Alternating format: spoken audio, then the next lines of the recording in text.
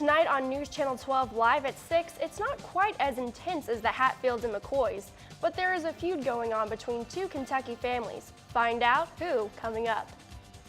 And a new law in one state could have some pedestrians getting fined. Find out why coming up next. And after severe flooding across the city of Houston, all eyes are on the next rain chance for us in the Bluegrass. I'll iron out those details in just a few minutes. This is News Channel 12 live at 6, where commitment makes the difference. Good evening, and thanks for joining us here at News Channel 12 today at 6. I'm Devin Hall. And I'm Hattie Baji. Politicians are out in full force today as the New York primary comes to a close. New York has a closed primary system. Only registered Democrats and Republicans can vote.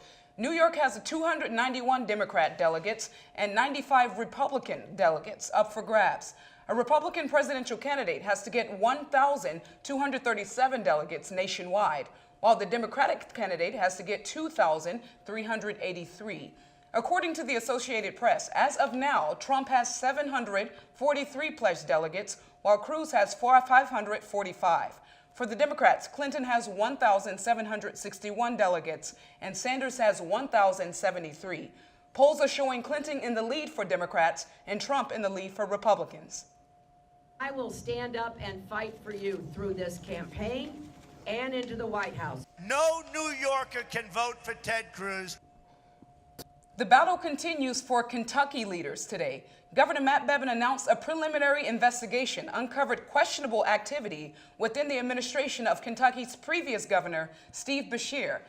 Bevin claims there is evidence state employees were coerced into donating to the 2015 campaign of Steve Beshear's son, Andy, who is currently serving as Attorney General.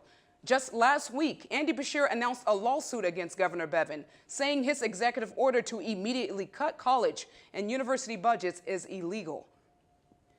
In Governor Bevin's statement today, he said the citizens of Kentucky deserve an honest and transparent government. All government officials must be good stewards of the taxpayers' dollars that fund our state government. The hardworking men and women who send their tax dollars to Frankfort expect and deserve nothing less than this. Finance Cabinet Secretary William Landrum will conduct a full investigation into the Beshear administration. Today is the last day to register online for the May 17th primary in Kentucky. Allison Leonard Grimes spent the past couple months promoting the new online voter registration system in Kentucky. Grimes made a stop at Western Kentucky University to talk to students about getting registered and shared with us how the new system is doing. With our online registration system, we've actually seen over 15,000 Kentuckians use the system. The website to register to vote is govoteky.com. A proposed bill could have some pedestrians getting fined. News Channel 12 reporter Dila Yasmin gives us a look at why some people may be getting in trouble for what some people are calling distracted walking. Dila? New Jersey State Assembly proposing a new bill to pedestrians from, get this, texting while walking. Students on campus gave me their opinions here on the Hill. Texting while walking has become the new habit for most people. I walked around campus to see students' reaction to the possibility of law passing here in Bowling Green. A WKU freshman, Jack Corey, says if the law passes here, there might be a chain reaction. So you could have people losing their jobs over this and that because, you know, maybe they got to walk to work. You know, they can't tell their boss like 10 minutes ahead, I'm going to be 10 minutes late. Students understand texting while walking can be distracting, but turning this into a criminal offense will be controversial. I wouldn't support it because I think it would be difficult to regulate. Texting while walking is something that we do all the time. There is even an app that people use to navigate what is in front of them while they're texting. Even though the bill is not applied in Kentucky, students should pay attention on their surroundings while they are texting and walking. The new fad of distracted walking could become fatal. Safety experts are urging pedestrians to put down the smartphones and pay attention to your surroundings. Back to you guys at the desk. Thanks, Delia. Major flooding has killed at least 7, displaced hundreds, and has left thousands of people in Houston, Texas, without power. According to CNN, over 1,200 high water rescues were performed on Monday. Houston's Mayor Sylvester Turner released a statement that said there is a flooding in every part of Texas. The National Weather Service is forecasting more heavy rainfall and thunderstorms for the Houston area through tonight. Wow, Hattie, have you seen water that high? No, absolutely not. These water levels are absolutely insurmountable to see those people struggling through the water to just get out of your car. I couldn't imagine being in that situation. CNN reports that a news reporter rescued a man from his vehicle. You know, that did happen. Now, thankfully for us, we are not looking at so much in the way of flooding. In fact, it's been very nice. Let's go ahead and look outside. PFT cam shows just how nice it has been today. In fact, we've had some of the clouds around, and that's actually helped make it feel comfortable instead of hot. Those clouds have kept us a little bit cooler than we could have been if they weren't there. Now, in terms of what's going on the radar, we do have some cloud cover around, but all in all, that's all it is cloud cover. You see some rain shrines get thrown into the mix, but the air is fairly dry, so we don't have to worry about that. However, coming up next, we are going to go ahead and track that next chance of rain, and I'll make sure to let you guys know when that chance of rain will be in here. Also, how long is this summer feel going to continue? It has felt great out there. In fact, it's a great day for a pool if you have one. So all in all, we're going to also look at the outlook for the spring game this weekend. If anyone's headed out to the red and white game here at WKU, you'll know exactly what to wear for your forecast. Some places are being hit by the discrimination bug, but here at WKU, off spray is kept on hand at all times. News Channel 12 reporter CJ Smith gives us an inside look at promoting diversity. Despite the rise in anti-LGBT legislation proposals, WKU officials believe the LGBT community promotes diversity. It's another forum that's important. It affects tons of people throughout the world. You're going to encounter people who identify as LGBT every single day. Housing Your Residence Life hosts a drag show to encourage students to see things from a different perspective. Some people are misinformed about drag. You don't have to be gay to participate. You just fall into the minority when you do. What? You acting like you've never seen a guy do drag before. I mean, it's not always about the queens. You got the kings and the divas as well. As one WKU student makes his transition, the other participants help him keep a clear mind. Very competitive, especially during pageants, but it's also a brotherhood. So like, you get very competitive and you're competing against each other, but you're also helping each other out. As the king's confidence grows, so does their showmanship.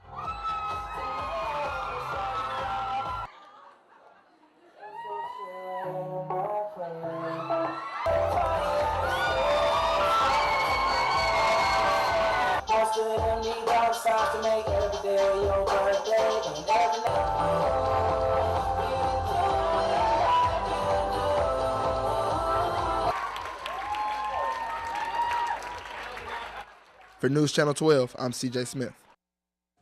All participants of the drag show were either students or alumni at WKU. Coming up on News Channel 12 live at 6, a local business owner who's trying to grow more than her business. A historic bombing in the United States find out how long it's been since the Oklahoma bombing took place. Welcome back. It's that time of the year again. It's time to give blood for Greek Week. The Red Cross and WKU are expecting to have over 1,300 donations of blood in the 4 days the drive is going on. The American Red Cross Blood Drive is taking place in the Preston Center until Wednesday at 6 in the evening. Graves Gilbert Health Clinic offered the last free session of HIV testing for the academic year today. With just a swab of the mouth, the test is painless and only takes 20 minutes to complete. To schedule an HIV test with Graves Gilbert, you can call the clinic at 270-745-5641. Again, that number is 270-745-5641. A local photographer and businesswoman is expanding her business to a new location. But that isn't the only part of her life that's growing. Reporter Austin Atwood takes a closer look at the Scottsville local who is staying very busy. As an owner of a successful photography business, Andrea Harper decided it was time for another baby. I have always wanted to do a children's boutique for some time now. For as long as I can remember. And I've had the studio for 6 years. And we have been looking for a while to move locations somewhere that has more traffic. So when we found this location, it just was perfect and it worked out. Andrea is not only the owner of 2 local businesses, she is also a working mother. We have the kids with us. They've been up here every night this week, every day, trying to get stuff in order, just because we put our kids first. Not just a mother of 1 or 2 children, but of 5 children with the hope of having more. We did in vitro fertilization, and we had my body hyperstimulated, and we produced a whole lot of embryos. So where an average couple would produce 2 to 4, I produced 12 embryos. And we are going to give them all a shot. So we have used 8 embryos, we have 5 children, and we have 4 embryos left. While the family business is growing, so is the family. For News Channel 12, I'm Austin Atwood. More babies were born in 2012 than 2011 as a result of in vitro fertilization. A tragic event marks its 21st anniversary today. On April 19, 1955, Timothy McVeigh and Terry Nichols bombed the Alfred P. Murray building in Oklahoma. The bombing killed more than 100 people and injured an estimated 600 people. This past Saturday was a special one for the Bowling Green community, as athletes from across the region were able to show off their talents at the Bowling Green Special Olympic Spring Games. Over 160 athletes competed at the games held at Bowling Green High School on Saturday. They were able to compete in a variety of games, such as track and field events, wheelchair races, and even an obstacle course. As a coach and for many years, I bubble over with pride when I, not only our kids, but all these kids out here, Russellville, Bowling Green, all them, it's just wonderful. Winners move on to compete at the state competition held at Eastern Kentucky University in June. For more info on the story, go to News Channel 12 Live, newschannel12live.com. Coming up next in the weather, it's a beautiful day in Bowling Green, but will it last? Find out after the break. And later in sports, just kidding, we've got some golf action heading your way. Stay tuned. Welcome back. With temperatures continuing to rise, people are spending more time outside. The second annual Kite Day at Aviation Heritage Park in Bowling Green took place because April is National Kite Month. Bowling Green Annual Kite Day also featured Rapid Rick's Jersey Dogs for concessions and the Red River Fiddlers as a musical entertainment. While Bowling Green and the rest of Kentucky have had sunny skies, other parts of the United States are underwater. We're going to take a look at the Houston flooding video we showed earlier in the show.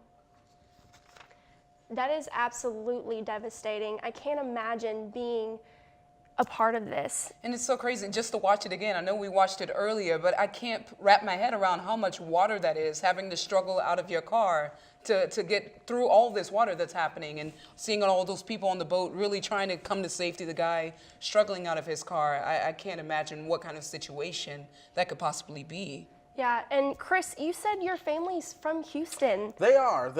And another thing I want to point out is if you go back to that video, you see just how quickly his car was underwater. You know, that's the reason for turn around, don't drown. Your cars can get submerged quickly, very quickly. Now, thankfully, as you mentioned, yes, my family is in Houston, and they are all okay. They didn't go out and drive in it because they didn't have to go to work, thankfully.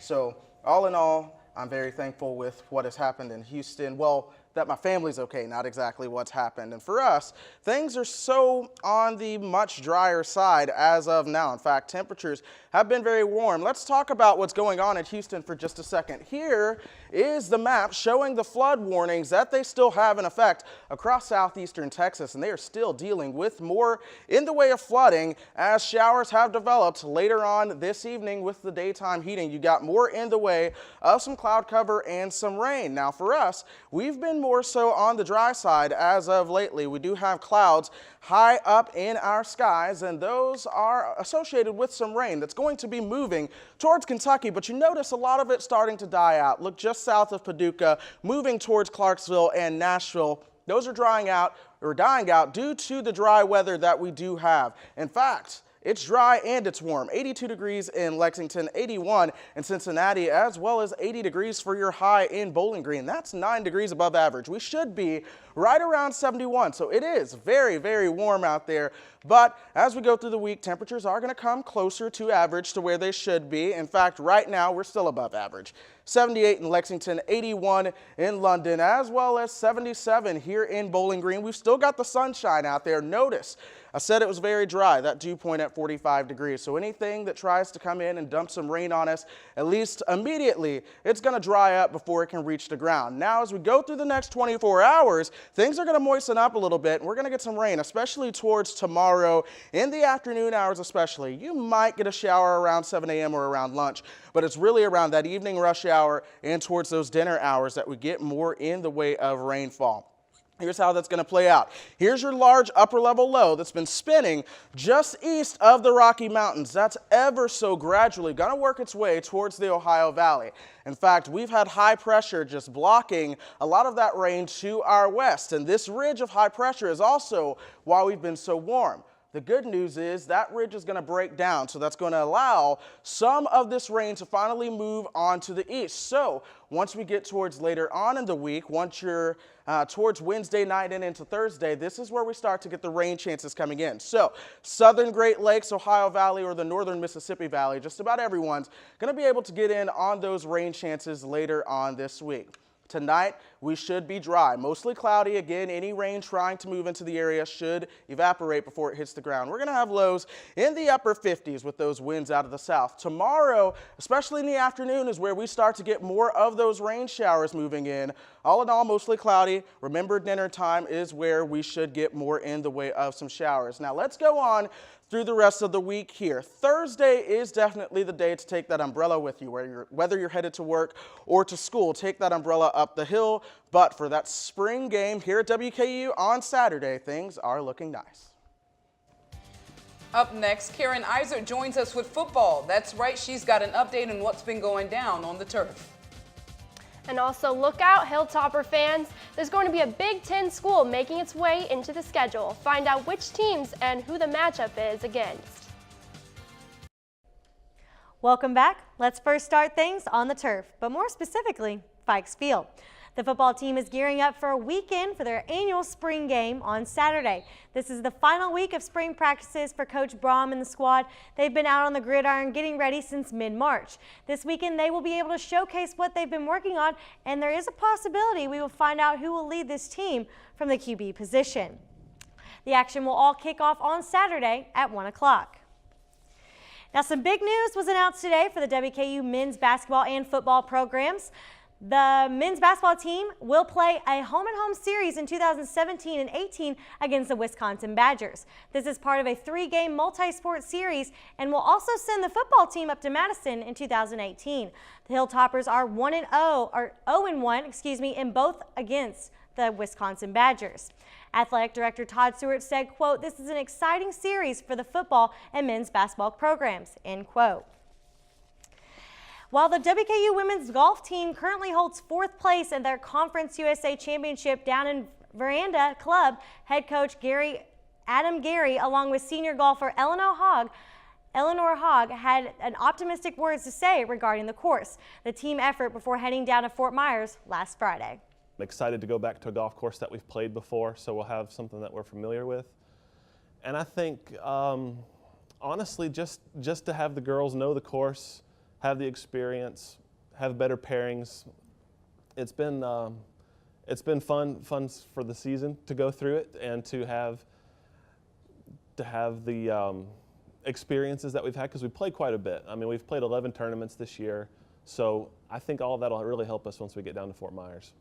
There's no specific one who will finish low on the team. It literally could be anyone. You know, we're all close there, and like Coach Gary said as well, we're all so close of playing as good as we possibly can. So there's, you know, if anyone struggles, we know that we're going to have 4 other players that can fill those scores for us.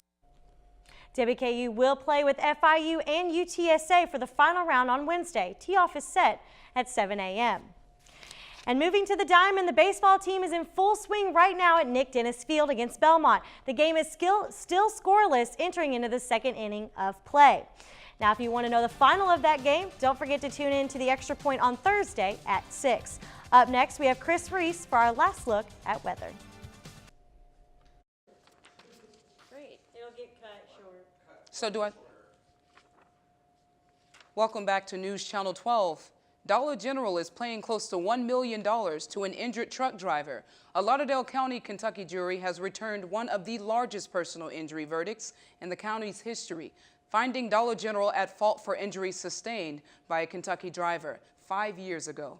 News outlets report that the jury on Friday awarded Howard Luttrell $925,000 in compensation following Luttrell's lawsuit filed in 2013. The lawsuit says Luttrell was crushed by a cargo he was carrying when he opened the back floor of his Florence destination. Luttrell also had to undergo extensive medical treatment and has been unable to work since the incident. The jury found Dollar General had loaded and prepared a trailer in a dangerous and unsafe manner.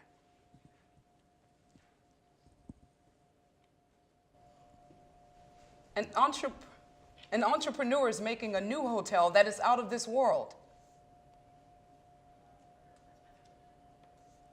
Chris joins us for last weather. Chris, tell us about it. It feels pretty good outside. So it does feel really well. We're going to have some rain coming through our area over the next 36 hours. In fact, the rain that comes through should show up on your screen in just a moment. We have high pressure sitting over the area right now, and that will lead to rain as low pressure moves in later on in the week. Thank you so much, no Chris. problem. Thank you all for tuning in to News Channel 12. I'm Hattie Baji.